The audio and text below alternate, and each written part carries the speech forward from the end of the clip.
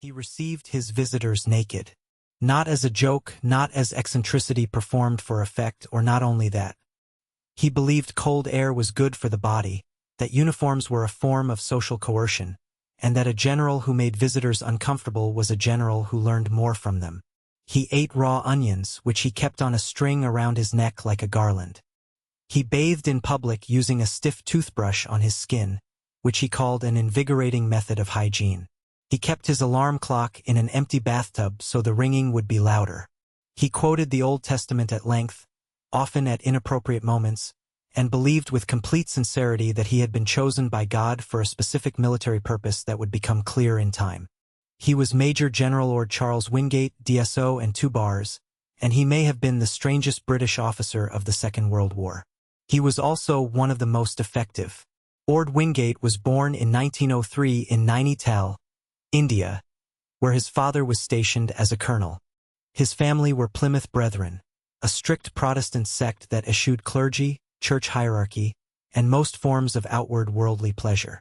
The Brethren read the Bible not as metaphor or literature, but as literal truth. History, prophecy, guide. Wingate grew up saturated in the Old Testament. The stories of Gideon and David and Joshua were not ancient fables to him. They were practical templates, accounts of how small forces with faith and intelligent leadership could defeat much larger enemies. He took them seriously in a way that unsettled people who assumed military education was about Clausewitz and Jomini, not numbers and judges. He was educated at Charterhouse, where he was miserable. A solitary, odd boy who didn't fit the social codes of an English public school.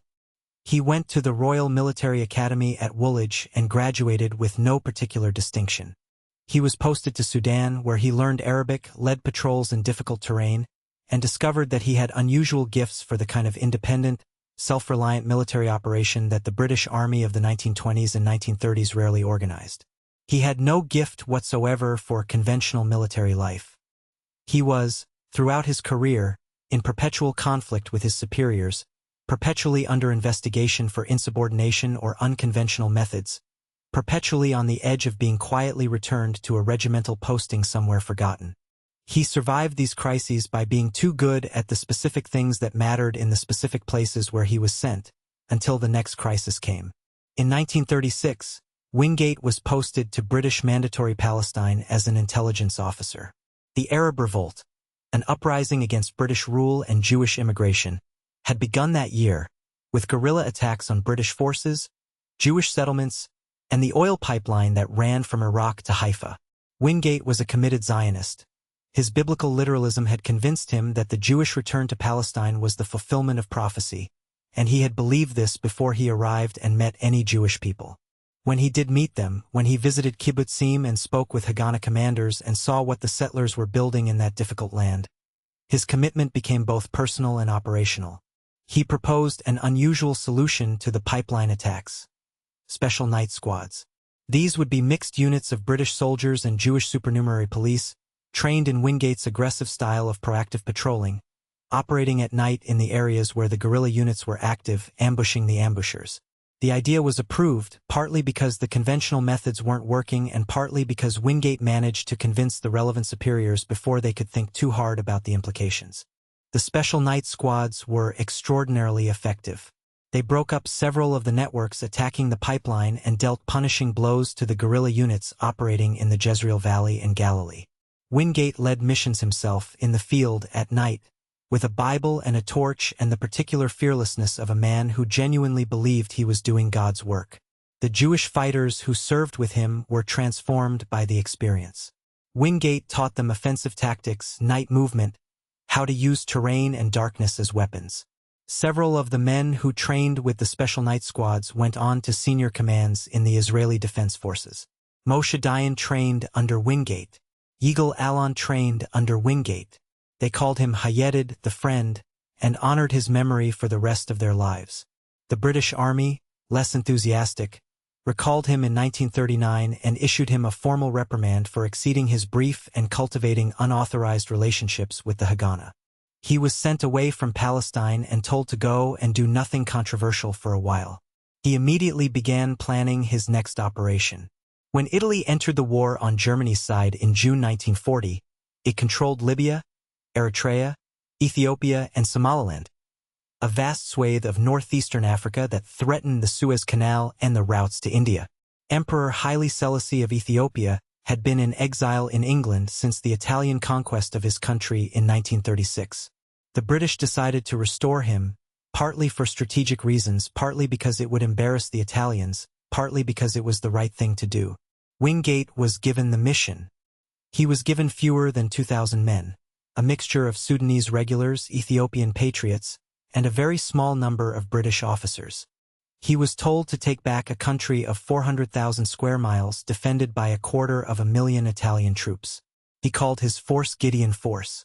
Gideon, in the Book of Judges, had defeated an army of 135,000 Midianites with 300 men by means of torches, trumpets, and the willingness to attack at night in a way the enemy didn't expect.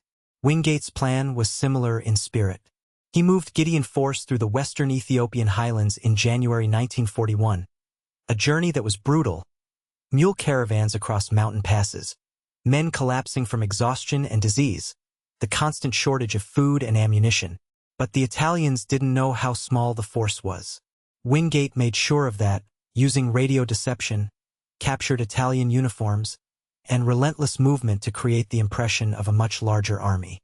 The Italian garrisons, isolated from each other and from Rome by geography and Gideon Force's interdiction of the roads, began to surrender.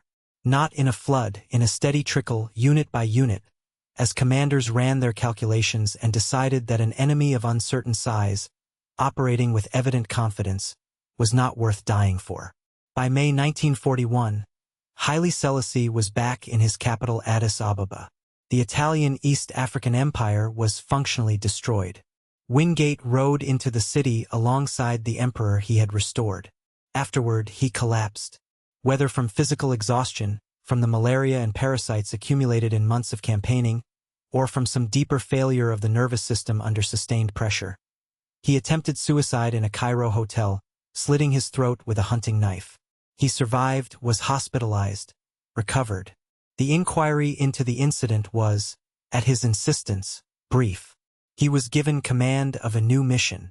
Burma, by early 1942, was lost. The Japanese had swept through Malaya and Singapore, invaded Burma, and driven the British Army in a disorganized retreat to the Indian border. Over 100,000 Indian, British, and Burmese troops had died or been captured. The Japanese now held all of Burma's territory and seemed unstoppable. Wingate arrived in India in 1942 with a plan. Not a plan to retake Burma, that was beyond any available resources. A plan to demonstrate that the Japanese were not invincible in the jungle. A plan to show that a trained force, properly organized, could live and fight deep in Japanese-held territory without fixed supply lines. He called his concept long-range penetration. His unit was the 77th Indian Infantry Brigade, which he trained to his own methods. Physical conditioning far beyond standard requirements, navigation and self-reliance, living off the land supplemented by airdrops. He gave them a name, the Chindits, from the Burmese word chin, the stone griffins that guard temple entrances. In February 1943, 3,000 Chindits crossed the Chindwin River into Burma in 8 columns. Moving on foot, resupplied by air, seeking to cut Japanese communications and supply routes. The operation was called Longcloth. The results were mixed. The Chindits disrupted some Japanese operations, destroyed some railway infrastructure, and demonstrated that British forces could indeed operate in the Burmese jungle. They also suffered severe casualties. About a third of the men who crossed into Burma didn't come back out, and many of those who did return were physically broken by the ordeal. The military value of Longcloth was questioned at the time and has been debated by historians ever since. This propaganda value was enormous. At a moment when the British public and the British Army needed evidence that the Japanese could be fought and hurt, Wingate's Chindits provided it. Churchill was impressed. At the Quebec Conference in August 1943, Churchill introduced Wingate to Roosevelt and the American Chiefs of Staff and gave him a force 5 times larger than the one that had conducted Longcloth. Operation Thursday in March 1944 sent 6 brigades of Chindits by glider and transport into the Burmese jungle, landing on clearings hundreds of miles behind Japanese lines, establishing fortified bases from which columns raided outward. It was the largest Allied airborne operation in the Pacific theater to that date. Orde Wingate did not see what his force accomplished. On March 24, 1944, 6 days after the Chindits began landing in Burma, he boarded a B-25 Mitchell bomber at Longcloth airfield in India and flew toward the landing zones. The aircraft crashed into the Naga Hills in a monsoon storm. There were no survivors. He was 41 years old. His body was eventually identified, though the identification was initially confused with other victims of the crash, and he was buried in Arlington National Cemetery with several American crew members. He left behind no consistent doctrine, no school of thought that could survive without him, no institutional home. The Chindit brigades that continued to fight in Burma after his death operated under different commanders with different philosophies and achieved results that historians still argue about. What he left was a method and a demonstration that small forces, properly trained and led with imagination, could operate where no one thought they could operate. That orthodoxy was not the only answer. That the Bible's military stories, Gideon's 300, David and Goliath, were not just metaphors. Whether he was a genius or a dangerous eccentric, whether his methods saved more lives than they cost, remains genuinely contested. But history has always produced men who were both visionary and maddening, both right about the important things and wrong about how to get along with the people around them. Orde Wingate was one of those men. He received visitors naked. He ate raw onions. He quoted judges at dinner. And the armies he built in Palestine, in Ethiopia, in Burma changed the wars they fought. If this story moved you, subscribe to follow the Untold Front. New stories every week.